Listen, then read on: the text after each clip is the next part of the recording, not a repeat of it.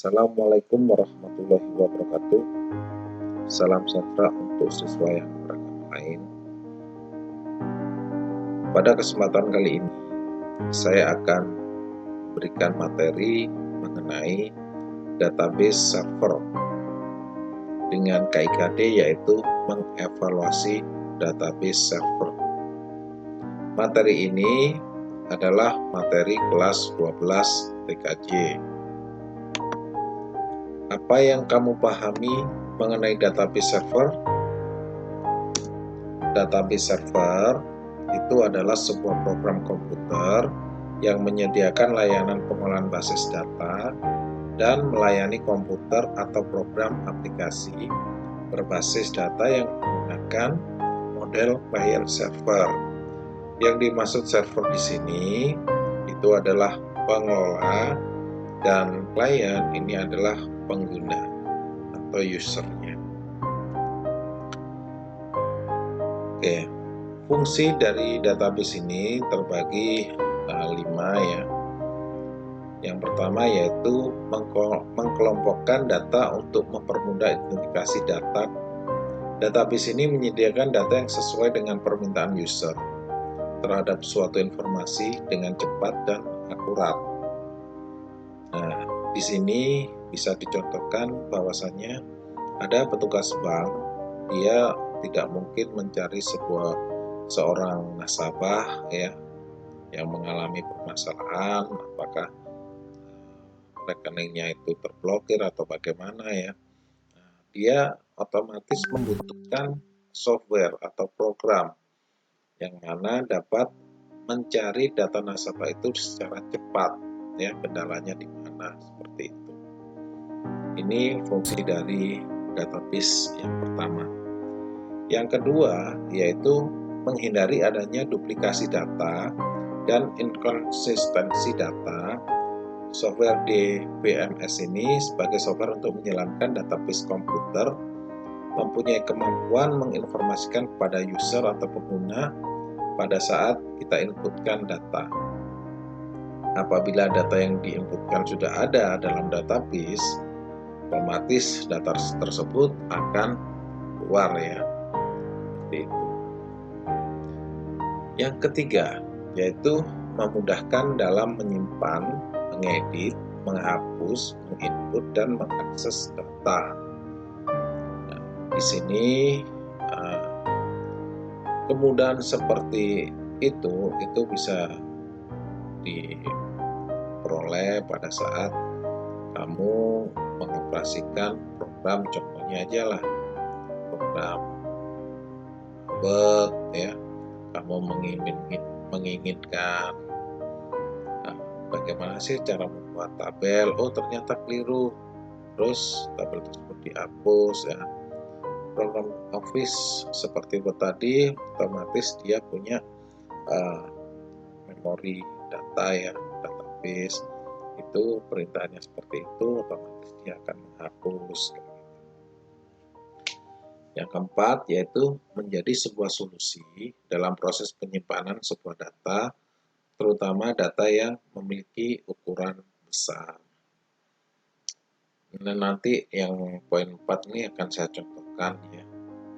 Nomor 5, mendukung aplikasi yang membutuhkan ruang penyimpanan.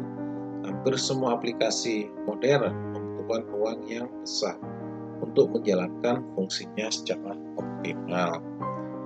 Di sini peran database sebagai penyedia ruang untuk penyimpanan data-data aplikasi dan sistem dalam sebuah komputer. Nah, ini untuk tipe database server ini terbagi beberapa. Yang pertama yaitu operational database. Database ini menyimpan data rinci yang diperlukan untuk mendukung operasi dari seluruh organisasi, atau bisa disebut dengan subjek area database ya. Di sini transaksi database, reproduksi database, contoh database pelanggan, database pribadi, database inventaris, akuntansi database. Nah, ini semuanya untuk aplikasi dan operasional database ini untuk aplikasi bisnis seperti itu. Poin yang kedua yaitu analytical database. Database ini menyimpan data dan informasi yang diambil dari operasional yang dipilih oleh external database. Mereka ini terdiri dari data dan informasi yang dirangkum dan paling dibutuhkan sebuah organisasi manajemen dan user lainnya. Beberapa orang menyebut analitis multidimensi database ya, sebagai database, manajemen database, atau informasi database. Jadi analytical database ini bisa kita contohkan seumpama kamu ngetikkan kata kunci aja lah di Google ya, mengenai apa itu TKJ. Nah, nanti yang keluar otomatis data-data yang sudah dibuat oleh pengguna, oleh orang lain ya, itu semua yang tersimpan di Google, dia pasti akan muncul secara otomatis real mengenai bidang-bidang TKJ. Poin yang ketiga, data warehouse, yaitu sebuah data warehouse menyimpan data dari saat ini dan tahun-tahun sebelumnya. Data yang diambil dari berbagai database operasional dari sebuah organisasi, dan data warehouse ini menjadi sumber utama data yang telah diperiksa, diedit, distandar, dan terintegrasi sehingga dapat digunakan oleh para manajer untuk pengguna akhir lainnya di seluruh organisasi profesional. Saya contohkan perusahaan-perusahaan ya, perusahaan-perusahaan yang bergerak di bidang apapun ya, itu semua dia pasti akan menggunakan data warehouse ini ya, mulai dia perusahaan itu mulai berdiri sampai mengalami perkembangan sampai masa jaya-jayanya, itu semuanya tersimpan dalam database warehouse ya. Data warehouse ini bisa berpuluh-puluh tahun, apakah 10 tahun, 15 tahun, 20 tahun, seperti itu.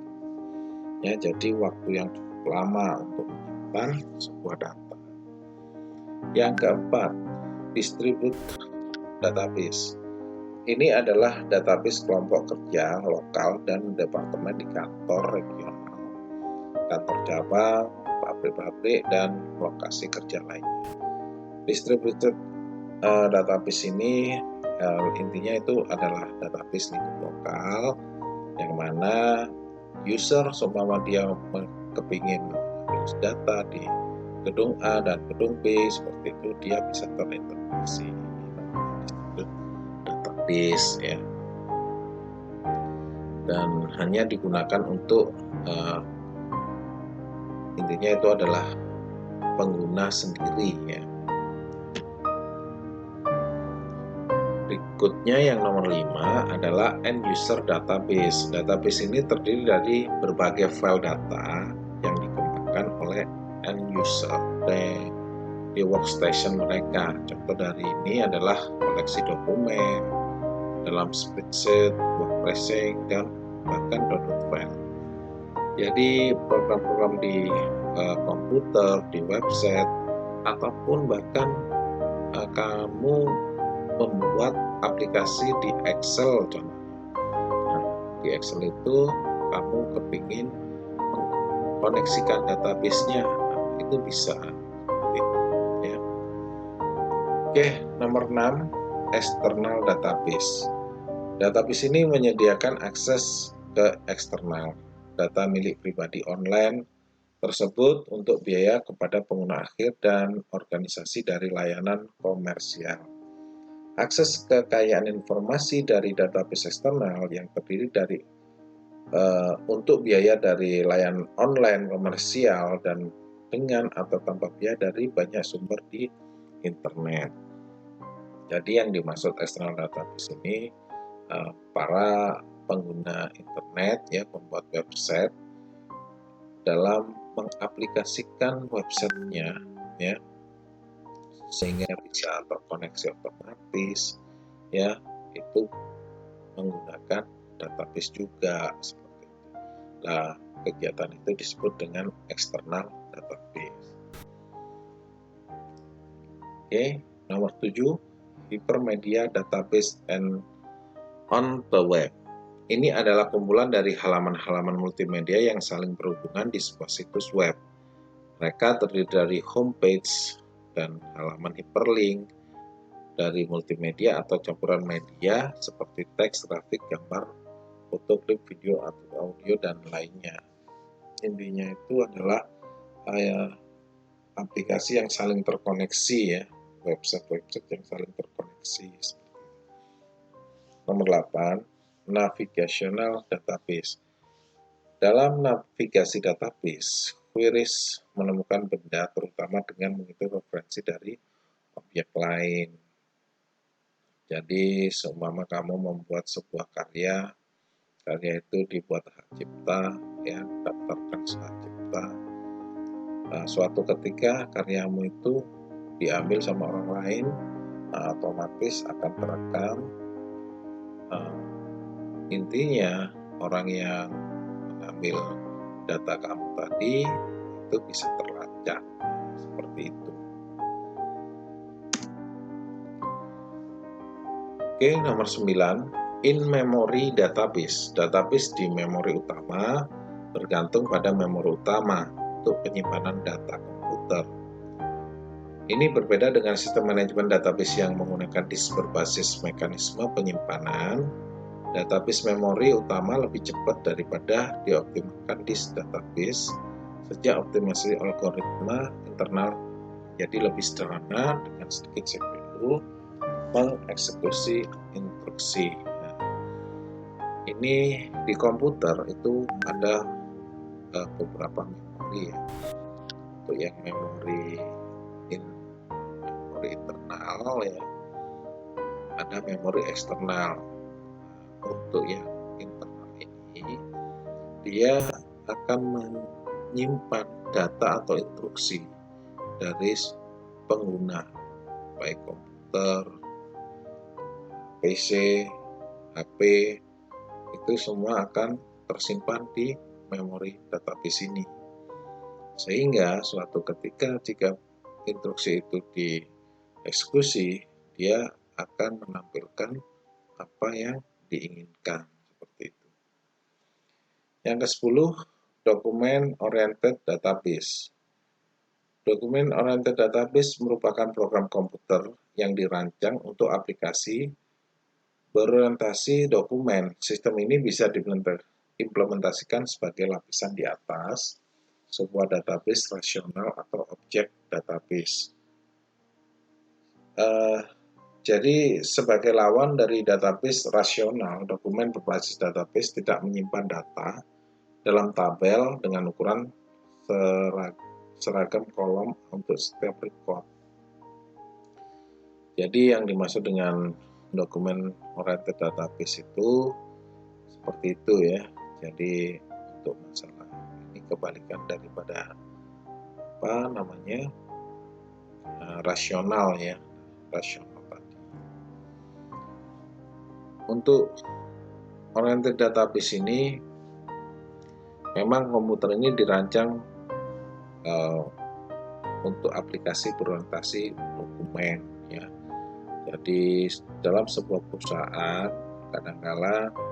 kadang-kadang ya, tapi pasti itu kan banyak sekali dokumen tersebut itu bagaimana bisa terkoneksi satu dengan yang lainnya. Seorang pemilik perusahaan walaupun dari jarak yang jauh, bisa di luar kota, di luar negeri, itu dia bisa memantau laporan monitoring keuangan, barang mengenai perusahaan tersebut dari jarak jauh. Seperti itu. Oke, nomor 11, real-time database. Real-time database adalah sebuah sistem pengolahan dirancang untuk menangani beban kerja negara yang dapat merubah terus-menerus. Ini berbeda dari database tradisional yang mengandung data yang terus-menerus. Sebagian besar tidak terpengaruh waktu. Jadi real time ini secara otomatis memang dirancang untuk menangani beban orang yang bekerja ya. Jadi dia real time terus bekerja terus-menerus tanpa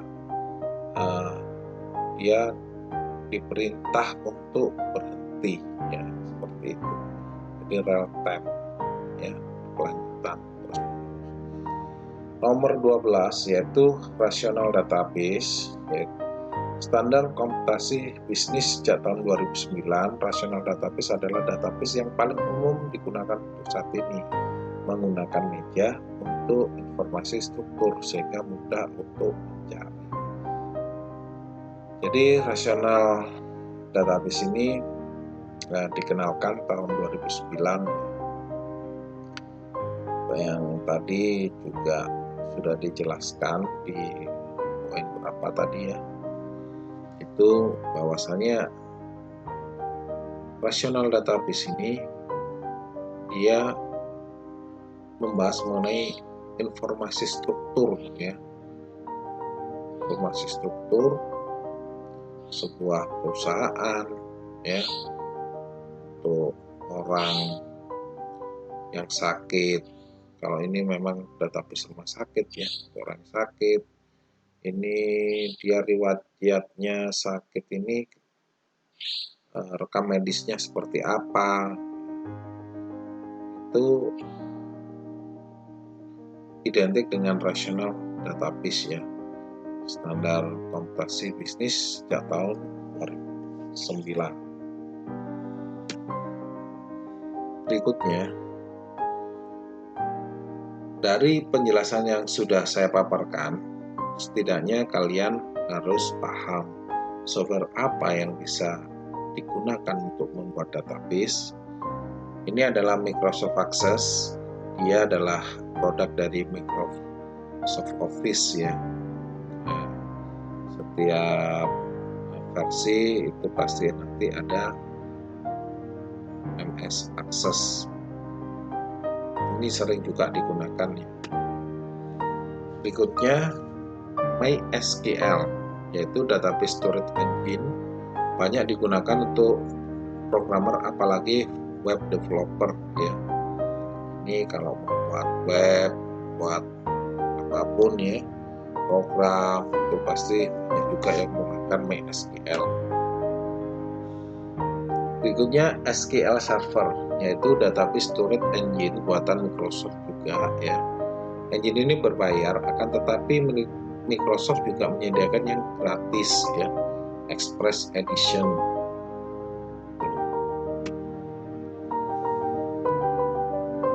Yang keempat adalah Postgre.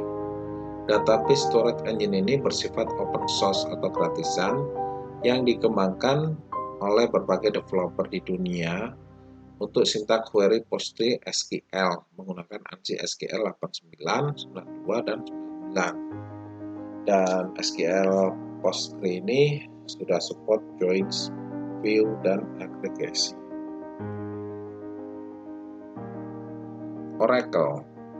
Database storage engine ini bisa menyimpan data sampai ukuran terabyte, dan database Oracle juga menyediakan yang versi gratis ya, Home Edition, untuk sekedar ingin belajar Oracle. Dan untuk masalah keamanan, Oracle ini bisa dibilang lebih baik ya, dengan performance kebanyakan bermain di hard disk. Dan ingin menggunakan Oracle, Anda harus menyediakan spesialis yang cukup untuk backup Oracle-nya sendiri. Oke, dari semua yang sudah kita pelajari, setidaknya ini adalah alur proses database server. Yang pertama yaitu user, digambarkan orang dengan akun ini ya, operasikan laptop. Nah, dari user ini dia otomatis memerintahkan ya untuk ke application server Nah, dari application server, apa yang diperintahkan dari orang tadi itu akan diproses di application server. Dari application server, ia akan memerintahkan database server untuk mencari data yang dimaksud. Sehingga jika data yang dimaksud ada, dia akan bisa dilihat oleh user tadi. Itu adalah alur proses database server. Berikutnya adalah database development service. Database ini banyak ya, kalau kita mengoperasikan pada HP, kita bisa melihat web application, semuanya. Kita bisa upload, juga bisa download. Intinya di database ini bisa otomatis ya, seperti itu. Ya, itu aja materi database server yang sudah saya paparkan panjang lebar. Assalamualaikum warahmatullahi wabarakatuh.